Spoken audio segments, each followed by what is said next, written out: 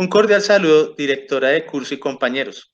Soy Nicolás Soriano, estudiante de Comunicación Social de la Universidad Nacional Abierta y a Distancia, UNAD. A continuación, este ejercicio de reportería se enmarca en lo académico respectivamente a la fase 2 del curso Producción de Medios Prensa. Para el ejercicio de reportería académica que voy a realizar a continuación, cuento con la presencia del gestor cultural Javier Giraldo, escritor y productor de medios audiovisuales, fundador del colectivo Acción Cultural de Mentes Inquietas, con campo de acción en las localidades de Los Mártires, San Cristóbal y Santa Fe, en la ciudad de Bogotá. Javier, muy buenas tardes. ¿Cómo se encuentra usted el día de hoy? Y muchas gracias por brindarme este espacio.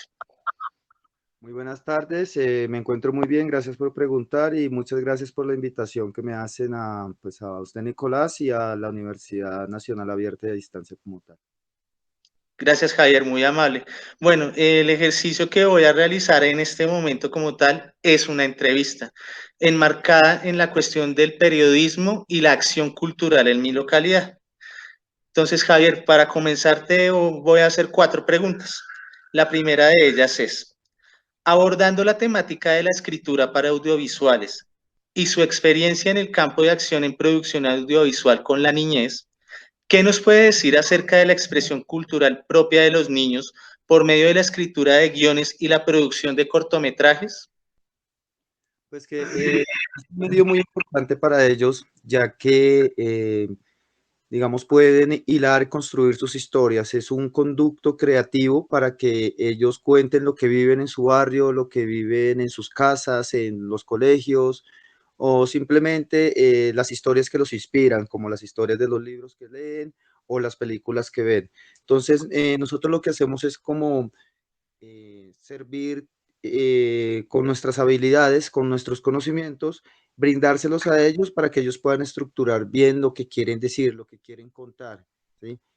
Para que dejen, digamos, sus vivencias, sus experiencias, sus sueños, los anhelos, sí, digamos las cosas que de pronto no la pueden expresar de otra manera, mediante el arte ellos pueden expresar eso precisamente, para eso lo hacemos, para que ellos tengan un medio artístico de expresión y que no solamente sea como para un proyecto de vida, como un hobby, sino que también en el futuro probablemente se dediquen a esto, a hacerlo de manera profesional, a tener una mejoría económica, digamos, en su círculo familiar y también un crecimiento personal, ¿no? Vale, Javier, ya que se ha abordado el concepto de cotidianidad y de contexto, la siguiente pregunta es esta.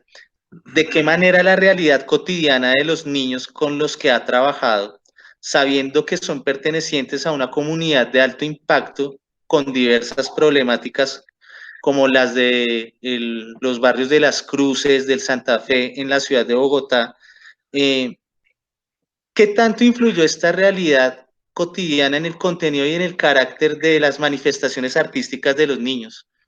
Bastante, bastante. Digamos que las historias más truculentas que nosotros tenemos son precisamente esas vivencias de los niños, ¿no? Digamos lo que se vive en el barrio, que ya es el consumo de drogas, violencia, asesinatos, maltrato de pronto en la casa con los familiares, el rechazo que tal vez viven en los colegios. Entonces esto marca mucho a la persona y digamos, cuando uno hace un producto artístico, uno pone...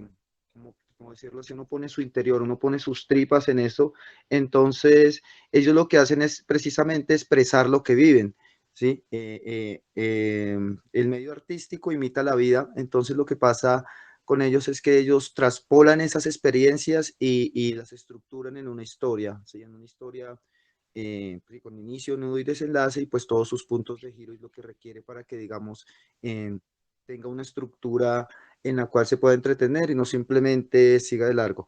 Entonces lo que pasa pues tenemos un ejemplo de uno de nuestros chicos que se llama Sergio.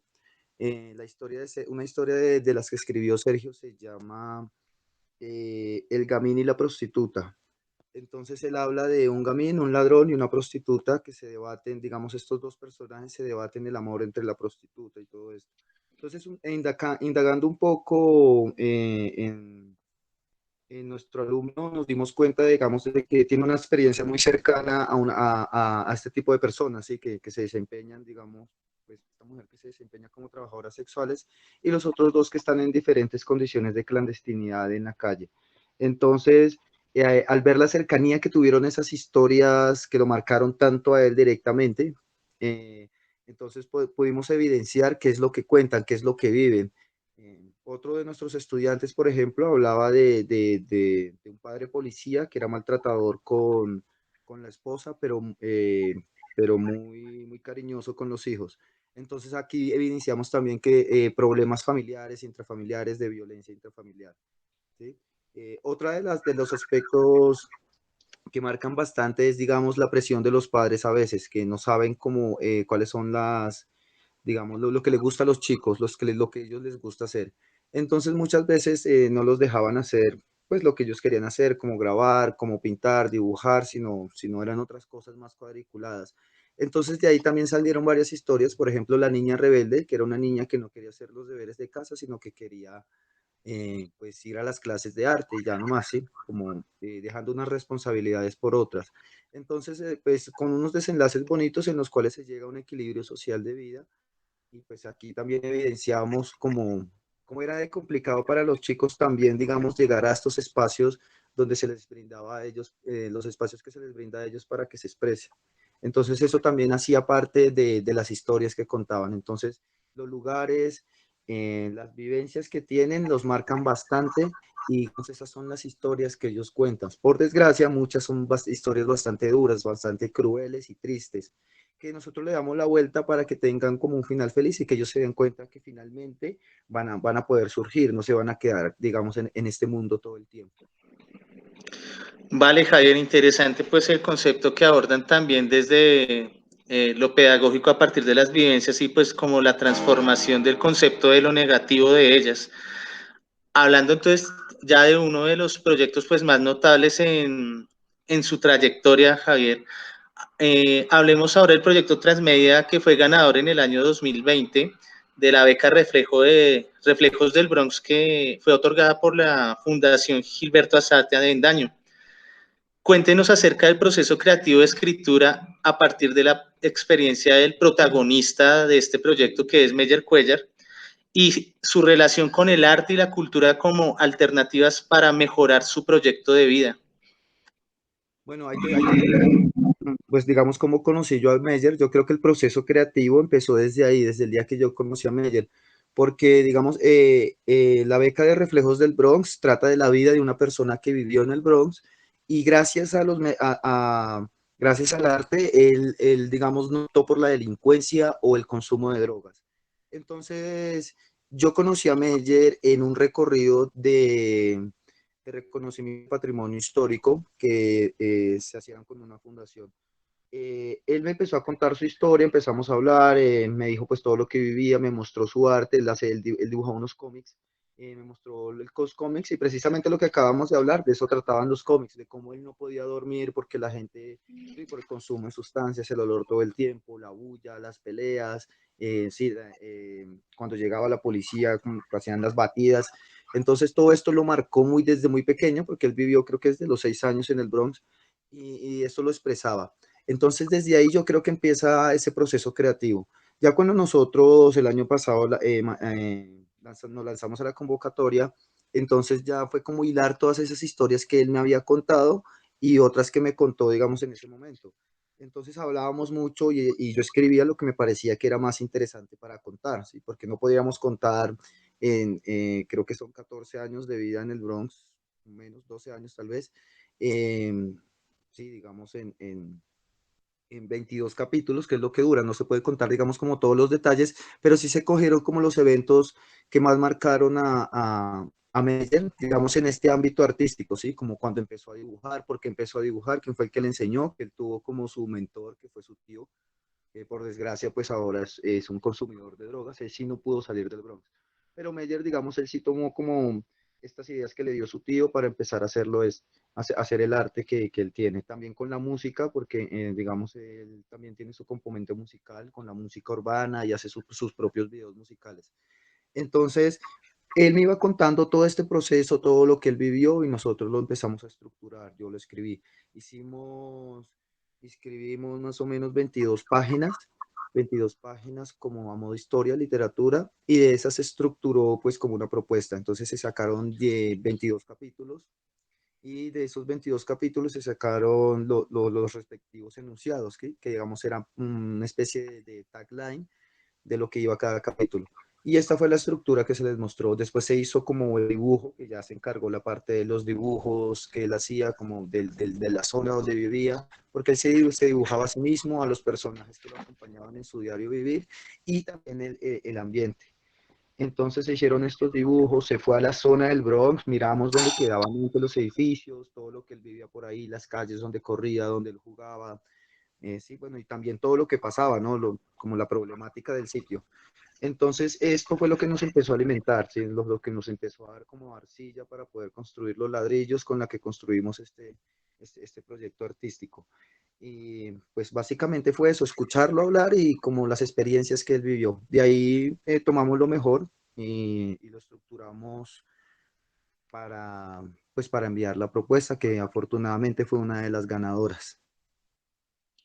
Vale, Javier, interesante pues el concepto de la transfusión cultural a partir de esas vivencias pues duras que me narra usted.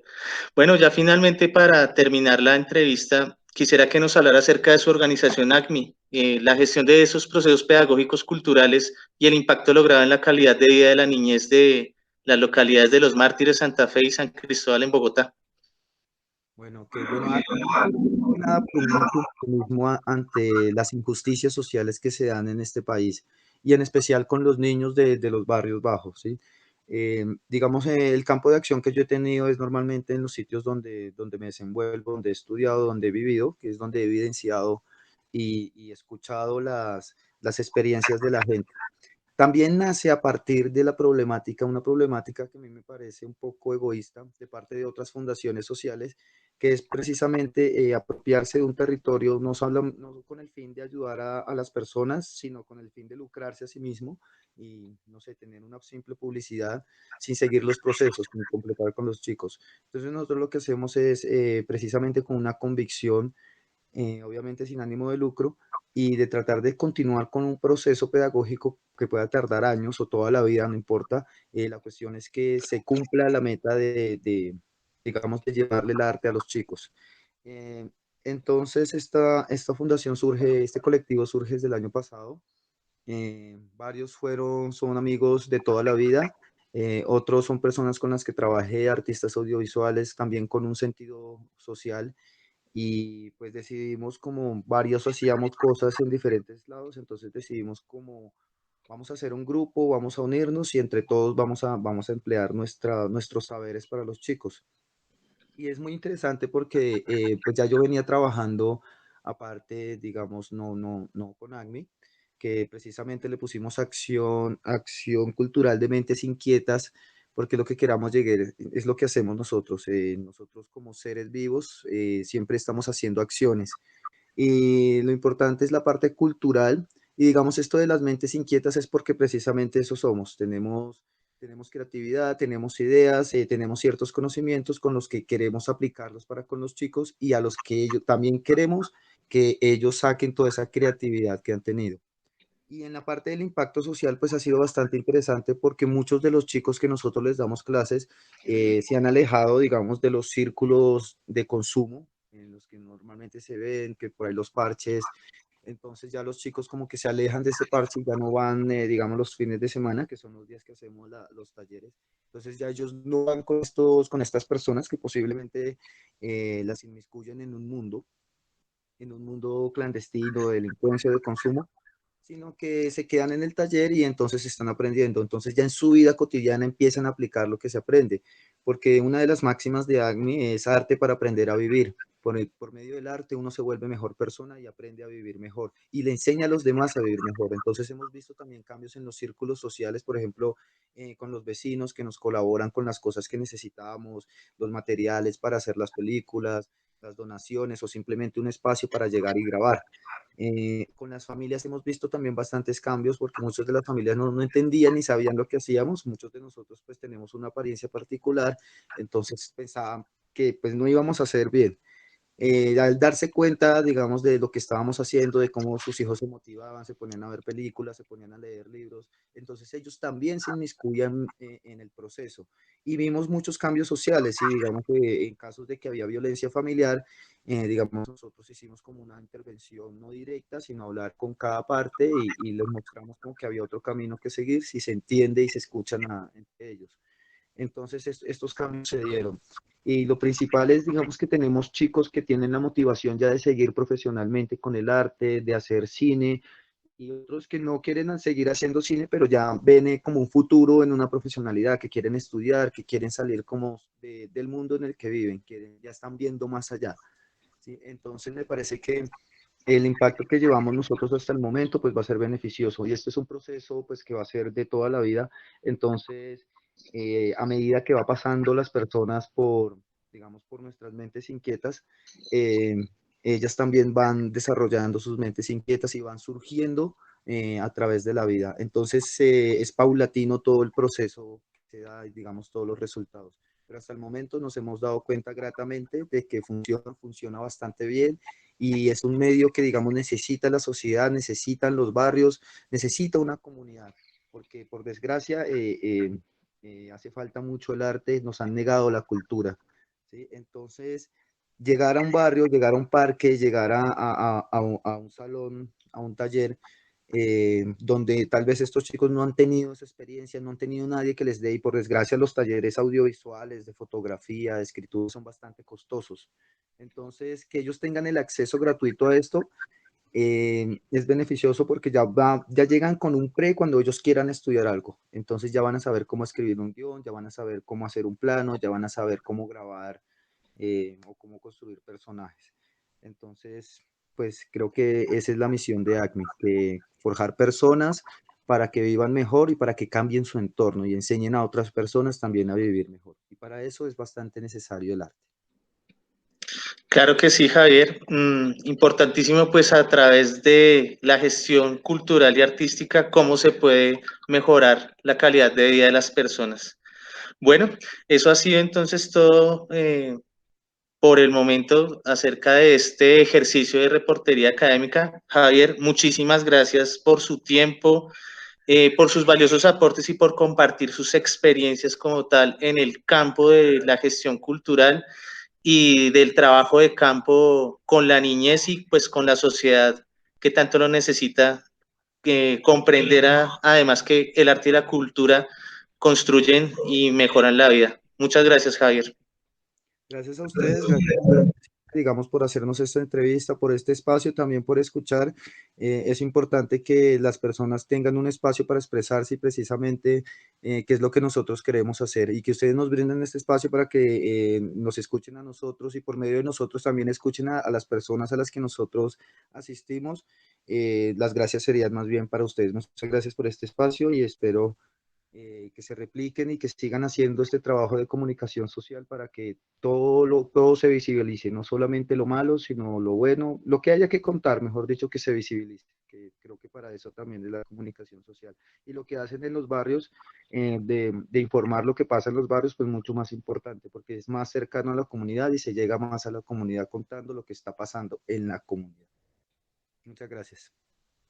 Claro que sí, gracias.